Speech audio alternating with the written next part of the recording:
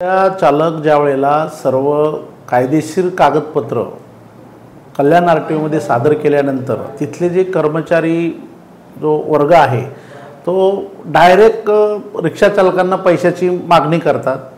त्याच्या काही आमच्याकडे रेकॉर्डिंग होत्या, त्याही साहेबांना ऐकवल्या। साहेबांनी सांगितलं की असं होत नाही, पण असं कोण करत असेल तर मी त्याच्यावर कायदेशीर कडक कारवाई करेन।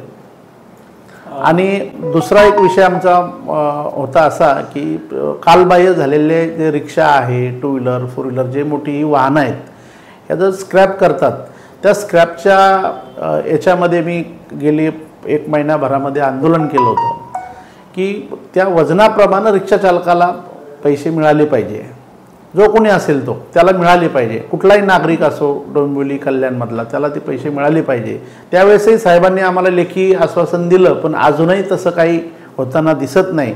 पण मी ह्याही वेळेस साहेबांना भेटून सांगितलं की बघा साहेब, आता हे आम्ही इथे केलं आहे आंदोलन, उपोषण, पण आम्ही पुढचं आंदोलन आमचं जर तुम्ही असंच करणार असाल तुमचे काही अधिकारी आणि भंगारवाले यांच्या संगनमताने, तर पुढचं कलेक्टरांच्या कार्यालयासमोर आमचं उपोषण असेल रिक्षा चालकांचं। सर्व रिक्षा त्यांनी आम्हाला सांगितलं ह्या तुमच्या सगळ्याच्या आम्ही त्यांना ते 10-12 पॉईंट होते त्याच्यावरती त्यांनी समाधानकारक चर्चा केली। तुम्हाला 15 दिवसात याचा इफेक्ट दिसेल, 15 दिवसात इफेक्ट नाही दिसला तर तुम्ही कायदेशीर पद्धतीने काही करू शकता।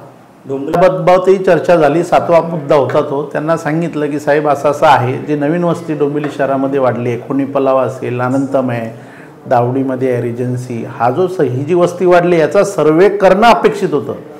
जो आपण अगोदरचे स्टँड आहेत तो सर्वे केला, हे स्टँडचा सर्वे करणं अपेक्षित होतं आणि मीटर डाऊन करून तो सर्वे करणं अपेक्षित होतं आणि मीटर दर आणि शेअरिंग दर निश्चित करणं गरजेचं होतं। तेही झालं नाही। साहेबांनी तेही आश्वासित केलं की तेही करू म्हणून।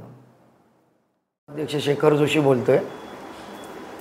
आरटीओतील भ्रष्टाचाराबाबत डोंबिवली रिक्षा युनियन कृती समितीने एक निवेदन देऊन भ्रष्टाचाराच्या विरोधात आवाज उठवण्याचं ठरवलं होतं। त्यानुसार त्यांना निवेदन देण्यात आलं।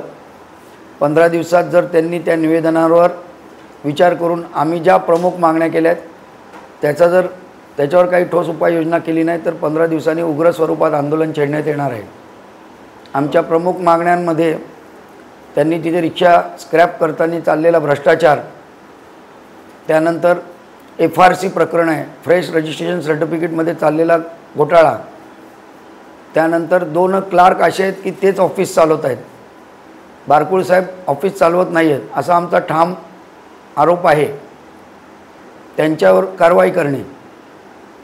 त्यानंतर दलाल नसेल तर कोणतंही काम आरटीओत केलं जात नाही, नागरिकांना फेऱ्या मारायला लागत आहेत। नवीन एक त्यांनी मुद्दा काढला आहे, जेव्हा कोणतंही ट्रान्झॅक्शन करायचं असतं, ऑनलाईन ट्रान्झॅक्शन करताना जर तुमच्याकडे मोबाईल नंबर अपडेट नसेल तर तो मोबाईल नंबर अपडेट करावा लागतो। तो मोबाईल नंबर अपडेट करताना आरटीओत गेल्यावर 400 रुपयाची मागणी केली जाते। रिक्षा चालकांना नाहक तिथे त्रास दिला जातो आणि रिक्षा चालकांचे पेपर तिथनं गाळ होत आहेत। वेळोवेळी वारंवार संघटनांनी तक्रार करून देखील त्याच्यावर कोणतीही उपाययोजना न केल्यामुळे आम्ही टोकाचं ठोस पाऊल उचललेलं आहे। याबाबत बारकुळ साहेबांनी काही तुम्हाला समाधानकारक उत्तर दिलं आहे का? बारकुळ साहेब समाधान उत्तर म्हणजे आपलं थातूर मातूर करून आमच्या तोंडाला पानं पुसलेत। डोंबिवली शहरामध्ये जो सर्वे झाला त्याला देखील आमचा ठाम विरोध होता। रिक्षा सर्वे करताना आमची मागणी होती की पुढे रिक्षा असावी, त्या रिक्षाचा मीटर चालू असावा आणि रिक्षा स्टँड ठरवताना त्याच वेळेस नेमके शेअर्सचे भाडं आणि मीटरचं भाडं असे फलक डोंबिवली शहरात प्रत्येक ठिकाणी जागोजागी लावण्यात यावेत। पण ते आरटीओ महापालिकेवर ढकलते, महापालिका आरटीओवर ढकलते आणि नागरिकांच्या तोंडाला आणि रिक्षा चालकांच्या तोंडाला पानं पुसत आहेत।